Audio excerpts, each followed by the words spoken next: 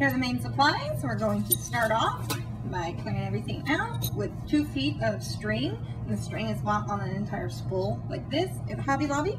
You take your 2 feet of string or so and you start off with one of the 2 hooks. Eventually they will intersect and that'll be your hook for the back of the necklace. But right now we're just going to start off with the one. We're going to put the string through there, make sure you have plenty of space, and you're going to knot it one direction, where put the thread under like that, and then you're going to go backwards. So you'll go under. Anyway, it's a square knot. And there's your square knot.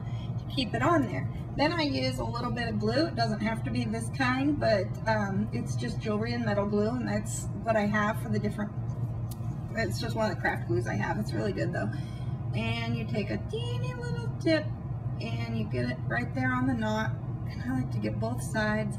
And it's okay if you can see it at this point, because you can kind of wipe it off later. Let that dry.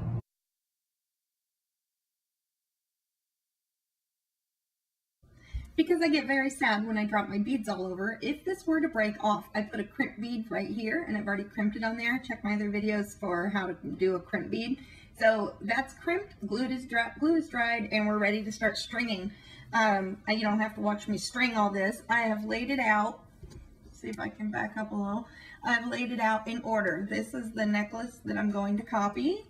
This is the complete one. And then on the outside here is all of my different beads, and everything is in order around the entire board. Oh, there goes my stand. Anyway, I just go in order. You start on one end and you start stringing. Here you can see that I've strung this bead, this strand of beads to match the other one identically so far. And don't forget that center piece here, you're going to, this is the one that's already made. Oopsie. This is the one that's already made. You're going to go blue, spacer, brown, and then the center piece, which is this one, and the lobster clasp. And don't forget, you're going to have it facing, like the open part goes, well, it won't matter because you can flip it over. So I guess it doesn't really matter. So go ahead and put that in between the 2 brown ones there. Here's a quick tip for these little guys that I use, the bead caps. They are actually too small for this size bead, and I think they do that intentionally so that way they fit a little bit smaller bead. I just take a spare bead that I'm not going to use because if it gets scratched up, I don't really care, and I'm going to take it on the hard table here, and I just push it down and push it down, and it opens it up to the perfect size for our beads. So I have all the beads strung on here, and I put a little crimp bead right there on the string, just over at one time. And now I'm going to put the last hook on here, and then I'm going to put a square knot after it.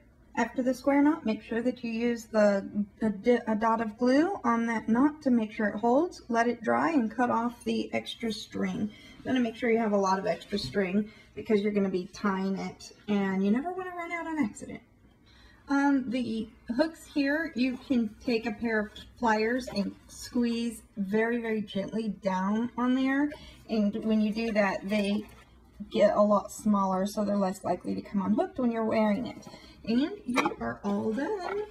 All you have left is this clasp. It's a lobster clasp, and you always make sure they can open and close before you put it on there. I did, and this one looks fine. I have an anchor on the first one, but you could actually put anything on there you want.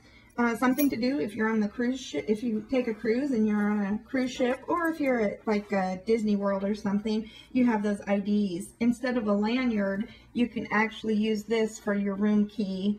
You can put your room key on there, or pass key, whatever they call it, wherever you are. So you can take things off and put them back on. There's also a matching set of earrings that I made. All it is it's just, oh, come back here. It's just, let's see if I can get that up close. There we go. It's just made just like that. In case you want to see it up close and personal, here's my little pin, and it has a little tiny rounded end on it. Then you put on your bead cap, your bead, another bead cap. You get one of the matching metal beads from the necklace. I used a teeny tiny little golden metal bead, and then I actually have brass ear wires that you can connect them on. You can check my other videos on how to see how to make the different jewelry parts, like how to turn the wire up here and how to cut off the excess.